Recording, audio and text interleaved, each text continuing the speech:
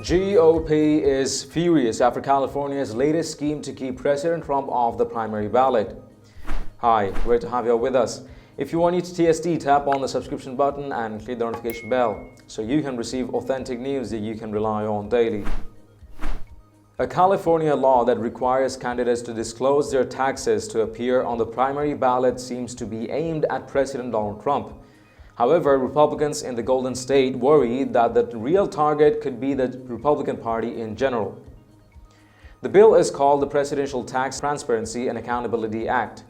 It was signed in July by Democrat Governor Gavin Newsom, even though his predecessor, Democrat Jerry Brown, not exactly known as a closet conservative, vetoed a similar bill because he thought it wouldn't pass legal muster. The state is currently being sued over the implementation of the bill, which would require 5 years of tax returns to be made public for each candidate in order to appear on the state's primary ballot. At present, it doesn't look like this is going to have any effect on President Trump, who has refused to release his taxes while they're under audit by the Internal Revenue Service. While President Trump has two primary challengers for the Republican nomination, neither has gained any traction. Former Massachusetts Governor William Weld has attracted so little attention, it seems likely he won't even merit being the answer to a trivia question. Meanwhile, radio talk show host and former Illinois Representative Joe Walsh's campaign spiel has to do with accusing the president of being an erratic racist, which is interesting because not too long ago, Walsh was publishing Twitter posts that had his critics saying pretty much the same thing about him. There's also Mark Sanford, a former governor and representative from South Carolina, who is dithered about being in the race so much he seems a bit like Hamlet, if Hamlet had ever hiked the Appalachian Trail. Altogether, this isn't a promising bunch for never-Trumpers. And even if President Trump loses the California primary, he's still going to be in good shape when it comes to the Republican nomination. The problem comes down ballot, however. Those of you who are familiar with California's bizarre electoral system will no doubt be familiar with the concept of the jungle primary, where Democrats, Republicans, Greens, Libertarians, Democratic Socialists, Undemocratic Socialists, Independents, and everyone else running is thrown into the mix together. The top two candidates, regardless of party affiliation, ended up on the general election ballot in November. This wonderful system, put onto the ballot in 2010, has locked Republicans out of many general elections in a state that's becoming bluer by the year. The state Republican Party fears locking Trump out of a primary, even if the opposition is nominal, will lead to depressed turnout among conservatives in the primary, a shift which could lead to a further erosion of GOP representation, both statewide and at the federal level. We're not talking about keeping President Trump off the ballot in the general election, California Republican Party Chairwoman Jessica Patterson told Fox News. But what this will do is make sure that Republican voters stay home for the primaries and give Democrats a big opportunity when it comes to the general election. Democrats continue to insist that's not the case.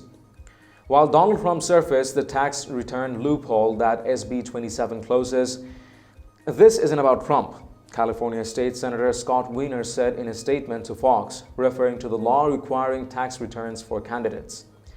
Rather, it's about all presidential candidates from all parties. When someone is seeking to become the most powerful person in the world, the voters deserve basic information about the person's finances. That's all we're asking for. This isn't about President Trump, according to Wiener, who introduced the bill with State Senator Mike McGuire.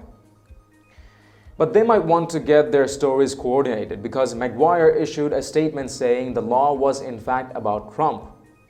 The people are on our side. Over 60% of Americans want President Trump to release his returns, the statement to Fox News read. Voters deserve to know, for example, if the president is putting America's security at risk through his tangled web of business dealings with corporate interests and his dealings with foreign governments and foreign banks.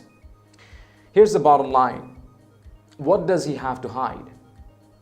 However, there is a certain felicity to the law, particularly when you realize Democrats flipped 6 House seats in California during the 2018 midterms. And this is when you consider Democrats already have an advantage by having a competitive primary.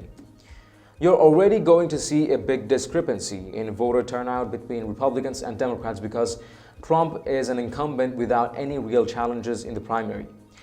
Eric McGee, senior fellow at the Public Policy Institute of California, told Fox News. But if this does go through, it could have a big effect on the down-ballot races because of the top two primary system in the state. And consider why even Jerry Brown thought this law was a bad idea when he vetoed it during the 2017 to 2018 California legislative session. First, it may not be constitutional, Brown said at the time, according to the conservative watchdog group Judicial Watch. Second, it sets a slippery slope precedent. Today we require tax returns, but what would be next? 5 years of health records, a certified birth certificate, high school report cards? And will these requirements vary depending on which political party is in power? A qualified candidate's ability to appear on the ballot is fundamental to our democratic system. For that reason, I hesitate to start down a road that well might lead to an ever-escalating set of differing state requirements for presidential candidates.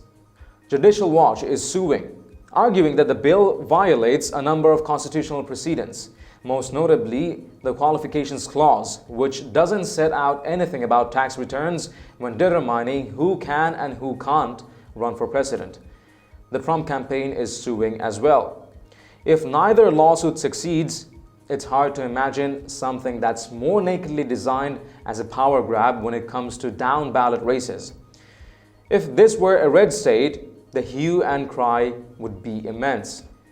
Perhaps Republicans can play off of the backlash, but if this unconstitutional move isn't rendered moot in the courts, the last remaining vestiges of the GOP could be wiped out in California, all from the party that moans like a stuck hippo about how gerrymandering is the only reason it doesn't have a massive permanent majority in the House.